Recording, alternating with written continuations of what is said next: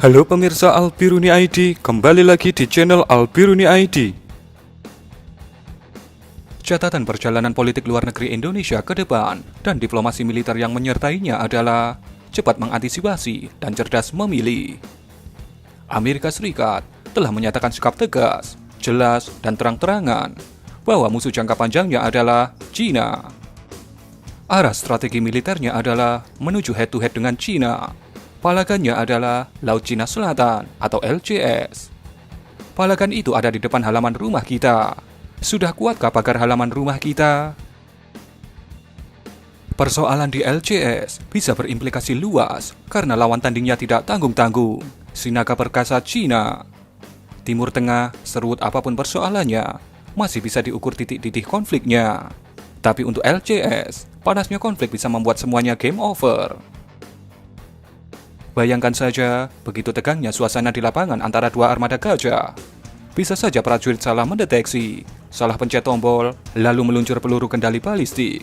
Pihak yang disasar mendeteksi, kemudian balas meluncurkan rudal. Perang terbuka bisa terjadi karena salah pencet tombol. Apalagi kalau yang diluncurkan rudal nuklir. Selesai sudah. Itu sebabnya Menhan Prabowo bergeliat dan bergerak cepat. Dia melihat alutsista matra laut dan udara kita tidak sepadan dengan luasnya teritori dan panasnya konflik di LCS. Harus ada tambahan berlipat untuk alutsista laut dan udara, agar setidaknya sedikit bisa mengimbangi dan tidak kalah gertak. Kapal perang jenis frigate dan destroyer, serta kapal selam senyap adalah kebutuhan alutsista yang harus segera ada. Termasuk puluhan jet tempur double engine beserta ragam persenjataannya. Harus ada dan secepatnya.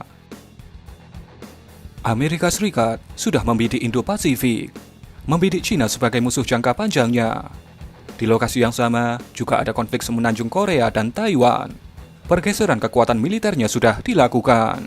Perlahan tapi pasti, Timur Tengah mulai ditinggalkan. Cerdiknya lagi, Amerika berhasil melunakkan sikap negara-negara Arab untuk membuka hubungan diplomatik dengan Israel.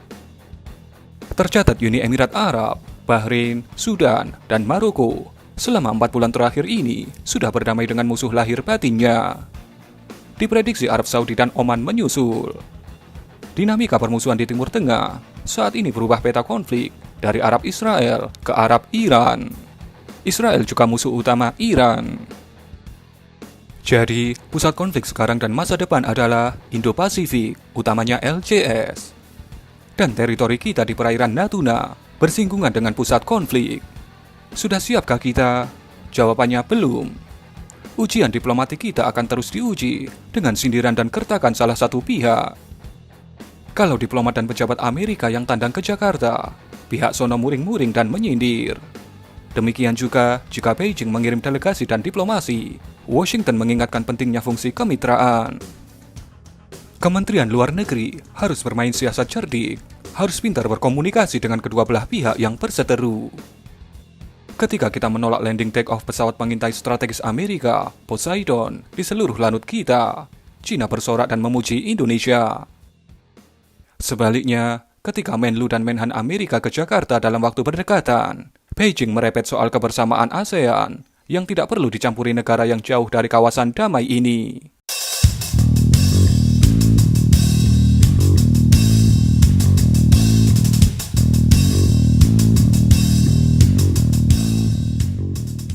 Pentingnya menjaga bandul tetap seimbang agar kita tidak terjebak oleh percaturan hegemoni dan penantang hegemoni. Tapi soal kita memperkuat garda nasional, China tidak ambil pusing. Sebaliknya, Amerika sangat mengharapkan perkuatan militer kita. Soal perairan Natuna, area tumpang tindih ada di zona ekonomi eksklusifnya. Indonesia berpendapat tidak ada titik singgung di ZEE Natuna. ZEE Indonesia sah dan diakui oleh hukum laut internasional. Sementara klaim China di LCS tidak diakui dunia. Datangnya rombongan kapal Coast Guard China, area bermainnya di sektor tumpang tindih itu, bukan di seluruh perairan Laut Natuna Utara. Artinya, kita harus menyikapi segmen potensi konflik ini dengan proporsional. China tidak mengusik ZEE kita di Anambas. Justru dengan Vietnam, kita masih berselisih soal batasnya. Jelasnya, biarlah Amerika yang menjadi tameng LCS karena dialah yang mampu mengerem ambisi teritori Cina. Meskipun begitu, kita harus bergerak cepat untuk memperkuat pagar teritori. Alki 1 dan Alki 2 diprediksi akan menjadi jalur ramai lintas laut militer Amerika dan Australia. Apalagi jika pangkalan Armada 1 Amerika yang mau dibentuk berada di Singapura. Wah, rame dong. Singapura ikut terlindungi. TNI AL tentu harus terus bersiaga, baik di jalur Alki maupun Natuna. Kekuatan armada KRI mau tidak mau harus ditingkatkan dengan sejumlah kapal frigate dan destroyer secepatnya. Beruntunglah, Everclass sudah final menuju kontraknya. Semoga bisa dibuat secara paralel dan serentak selesai.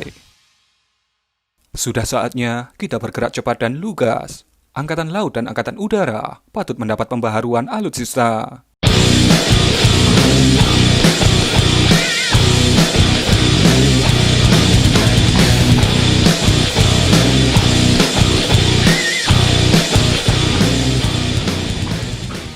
Sejumlah kapal perang kelas frigate sedang disiapkan. Selain Everclass, kelanjutan PKR 10514 Batch 2 Marta Dinata Class sedang diproses. Pertemuan Presiden Jokowi dengan Raja Belanda, Willem Alexander bulan Maret lalu, sudah memperjelas arahnya. Fokus saja dulu pada 2 Everclass dan 2 Marta Dinata Class. Kemudian, untuk matra udara, jet tempur Typhoon bisa jadi prioritas. Dilanjut Rafale atau F-15.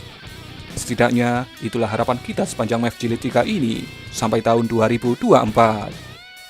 Realistiskah menurut Anda? Berikan komentar Anda.